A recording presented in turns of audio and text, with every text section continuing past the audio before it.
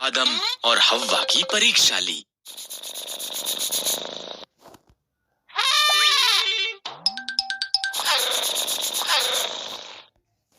सही में कहा, इन पेड़ों के फलों को मत खाओ। सांप ने हव्वा से पूछा। केवल बीज वाले पेड़ से? हव्वा ने जवाब दिया, अगर हम इससे फल खाएं तो हम मर जाएंगे। सांप ने कहा, यहाँ पर एक कारण है कि क्यों परमेश्वर नहीं चाहते कि तुम इस पेड़ से खाओ। अगर तुम खाओगे तो तुम उसके जैसे बन जाओगे। जो वो जानता है तुम भी जानोगे। उसने कुछ आदम को भी दिया जो उसके साथ था। उसने भी इसे खाया और एकदम से उन्होंने वो जाना जो उन्होंने पहले कभी नहीं जाना था।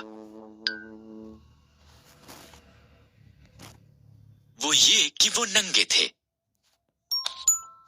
उन्होंने अपने आप को ढकने के लिए पत्तों को जोड़ जोड़ कर सिल लिया। उन्होंने पहले कभी भी डर और शर्म को महसूस नहीं किया था, इसलिए वो जानते थे कि कुछ गलत हुआ है।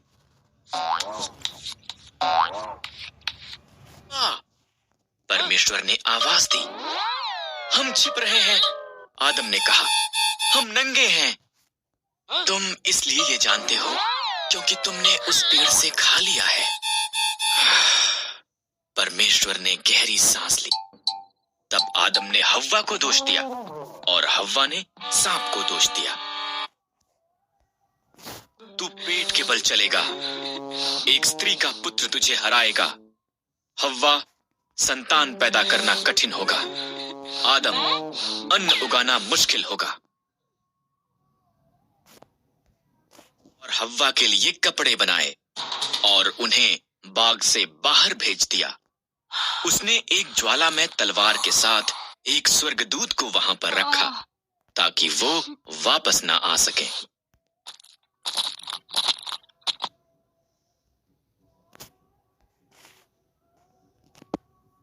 था जो अन्य लोगों के समान नहीं था। नूह ने परमेश्वर से प्रेम किया और उसके आज्ञा का पालन किया। परमेश्वर ने नूह और उसके परिवार को जल प्रलय से बचाने का निर्णय किया।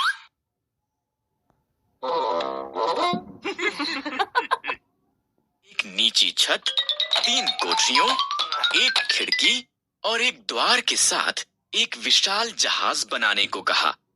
आज्ञाकारिता में नूह ने इसका निर्माण किया।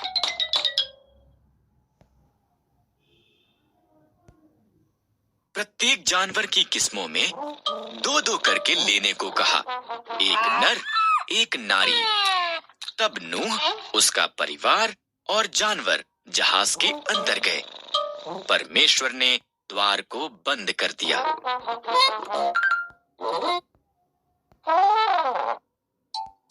रात तक बारिश आती रही।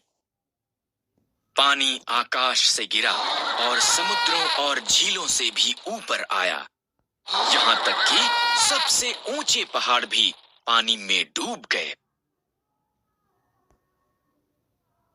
इन सब के दौरान नूह, उसका परिवार और सभी जानवर बाढ़ के जल के ऊपर तैरते जहाज में सुरक्षित थे। परमेश्वर एक पल के लिए भी नूह को भूला नहीं था।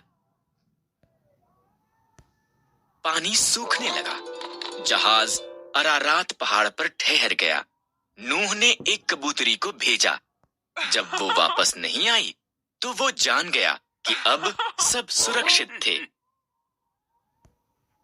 ने उन्हें बाहर आने के लिए कहा।